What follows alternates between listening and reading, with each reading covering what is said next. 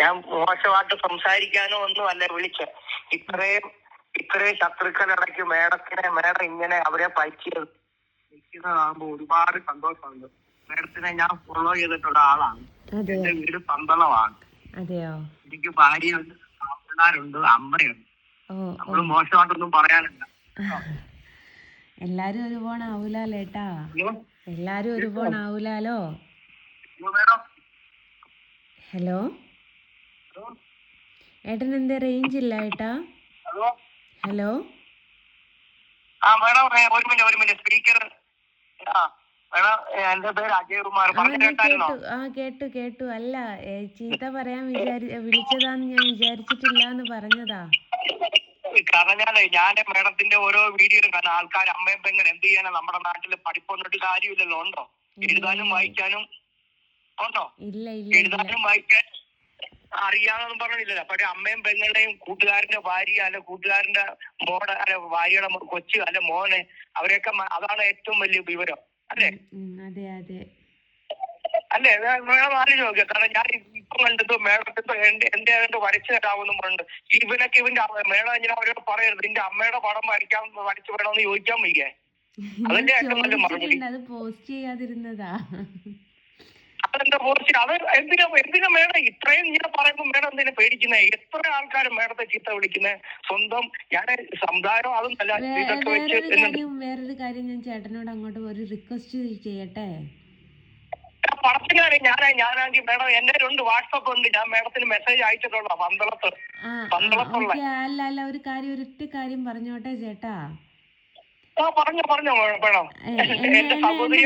എന്നെ വിളിക്കണ്ട, എന്നെ ജസ്നാന്ന് വിളിക്കാതെ ഏട്ടന്റെ ഒരു പെങ്ങളുട്ടിയായിട്ട് മാത്രം കണ്ടാ മതി. ഞാൻ പറഞ്ഞില്ലേ, എനിക്ക് പെങ്ങളുണ്ട്, അനന്തരത്തിയുണ്ട്. ഞാൻ ഇത്രയും നാളും ഞാൻ മേഡത്തെ പോയതോ അല്ല, സോറി.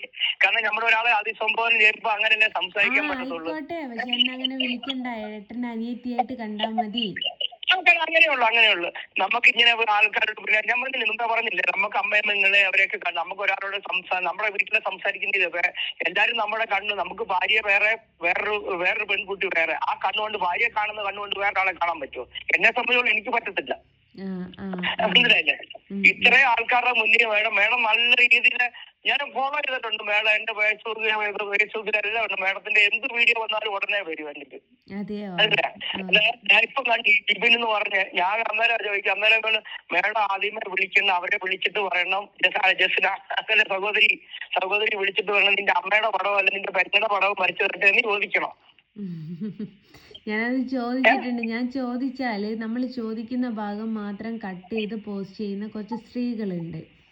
അവിടെ നമ്മൾ തെറ്റുകാരിയാവും മാത്രമേ ചെയ്യൂ.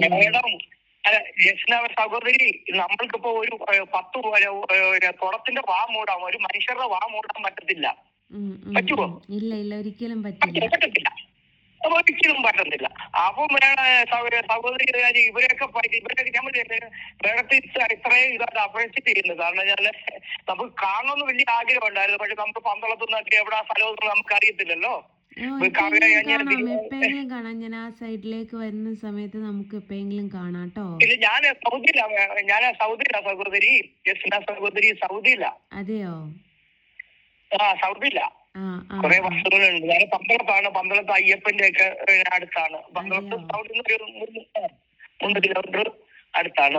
ഞാൻ ഇങ്ങനെ കാണുന്നുണ്ട്. കാരണം ഞാൻ ഒരുപാട് ഇതുണ്ട്. കാരണം എല്ലാ ആൾക്കാരും ജില്ലയിൽ ഞാനൊരു BJP-യിലൊക്കെ ഉള്ളതാണ്. പക്ഷേ ജസ്റ്റിത അതുവരൊക്കെ അതൊന്നും എനിക്ക് അതിനോടൊന്നും ഓരോരുത്തർ ഇഷ്ടമാണ്. ഇപ്പൊ ഓരോരുത്തർ കഴിവ് കൊടുക്കുന്നുണ്ട് ദൈവം. ഇപ്പൊ എല്ലാവർക്കും വടി കൊടുക്കുക, അടിക്കാനും കൊടുക്കത്തില്ല. ദൈവം കൊടുക്കുവോ? ഇല്ല. ഓരോരുത്തർക്കും കഴിവ് കൊടുക്കുന്നു. പാട്ട് പാടുന്നവർക്ക് പാട്ട് പാടാനുള്ള കഴിവ്, പടം വരയ്ക്കുന്നവർക്ക് പടം വരയ്ക്കാനാണ്. അല്ലെങ്കിൽ വേറെ എന്തെങ്കിലുമൊക്കെ തൊഴിൽ, ഇപ്പൊ മെക്കാനോ ഓരോ തൊഴിലായാലും ഒരു കലയുണ്ട് ഓരോരുത്തർക്ക്. ഇപ്പൊ നമ്മൾ കണ്ടിട്ടില്ല ഈ കൊട്ടയൊക്കെ വരിയുന്നത്. എല്ലാവർക്കും കൊട്ടയൊക്കെ വരിയാൻ പറ്റുമോ? കൊട്ടകളുണ്ടല്ലോ നമ്മുടെ ചൂരല് നമുക്ക് പണിയാൻ പറ്റുമോ? പറ്റില്ല. ഓരോരുത്തർക്ക് ഓരോ കഴിവ് കൊടുക്കുന്നത്. അതിനെ നമ്മൾ അത് ദൈവം പറഞ്ഞാൽ അത് നല്ല കാര്യമാണല്ലോ എന്നുള്ള ഞാൻ അങ്ങനെ ചിന്തിക്കുന്ന ഒരു വ്യക്തിയാണ്. അല്ലേ? ഞാൻ ഈ സഹോദരിയെ ചീത്ത വിളിച്ചോണ്ടൊക്കെ ഓരോരുത്തർ എഴുതുന്ന ഇത് കാണുന്നുണ്ട്. ഞാനിപ്പോ അതിന്റെ അടിയിൽ ഒരു കമന്റ് എഴുതുന്നു, നിന്റെ അമ്മയുടെ പടം വരയ്ക്കണമെന്ന് ചോദിച്ചിട്ടുണ്ട്. അല്ലാണ്ട് പിന്നെ നമുക്കതൊന്നും ഇഷ്ടമല്ലല്ലോ സഹോദരി. നമുക്ക് ഇങ്ങനെയുള്ള കുട്ടിയാണ്, ഒരു സ്ത്രീ അല്ലേ. ഒരു സ്ത്രീ ആകുമ്പോ നമ്മുടെ വീട്ടിലെ സഹോദരി, ഭാര്യ, അതേമാതിരി വേണം. ഇത് ചുമ്മാ ഓരോരുത്തർ എനിക്കത്തില്ല എന്തൊരു ആൾക്കാരാണ് നമ്മുടെ നാട്ടില്. അതാ ഞാൻ പറഞ്ഞ എല്ലാരും ഒരുപോലെ ആവൂലോ. നമ്മുടെ 5 വിരലുകൾ 5 രൂപത്തിലല്ലേ, അതേപോലെ തന്നെയാണ് മനുഷ്യരും. അല്ല ഇത്രയും നമ്മ എനിക്ക് തോന്നുന്നു നമ്മുടെ നാട്ടിലുള്ളൂ ഇങ്ങനെ. അതങ്ങനെയുള്ളൂ. മലയാളീസിന്റെ മുമ്പിലേ ഇങ്ങനെയൊക്കെ ഉള്ളൂ. തമിഴാൻ പോട്ടെ, ഇപ്പൊ ഹിന്ദിക്കാരായാലും ഇങ്ങനെ ഒരു പടത്തിലായാലും അവരിങ്ങനെ വികൃത പാട്ടോ അല്ലൊന്നും ചിത്രീകരിക്കുന്നില്ല. ഇതിപ്പോ ഇങ്ങനെ വിവരക്കേട് ആൾക്കാർ കാണിക്കുന്നത്. ഇവരൊക്കെ ഒരു വെടിവെട്ട് കൊല്ലാന്ന് തോന്നുന്നു. ഇത്രയൊക്കെ മുന്നിൽ ഇത്രയൊക്കെ ഫൈറ്റ് ചെയ്യാന്ന് പറഞ്ഞാൽ അതൊരു വലിയ സംഭവം കേട്ടോ. അത് ഇത്രയും ധൈര്യത്തോടെ ഇത്രയും തന്റേടത്തോടെ അവരെ ചീത്ത വിളിക്കാനായാലും ഞാൻ കണ്ടിട്ടുണ്ട്, ചീത്ത വിളിക്കുന്ന വീഡിയോ ഒക്കെ കണ്ടിട്ടുണ്ട്. ഒത്തിരി സന്തോഷമുണ്ട് കേട്ടോ. ആയിക്കോട്ടെ. ഏതായാലും ഏട്ടനെ പരിചയപ്പെടാൻ പറ്റിയതിൽ ഒരുപാട് സന്തോഷം എനിക്ക്. അത് മേരി കാണുന്ന ഒരുപാട്, മേരി കണ്ണിന്റെ കാനെ തൊടാനുള്ള ആഗ്രഹമുണ്ട്. കാനെ തൊട്ട് തൊടാനുള്ള ആഗ്രഹം. എന്റെ വാപ്പനെ പോലെ കാണുന്നത് അങ്ങനെയൊന്നും പറയല്ലേ.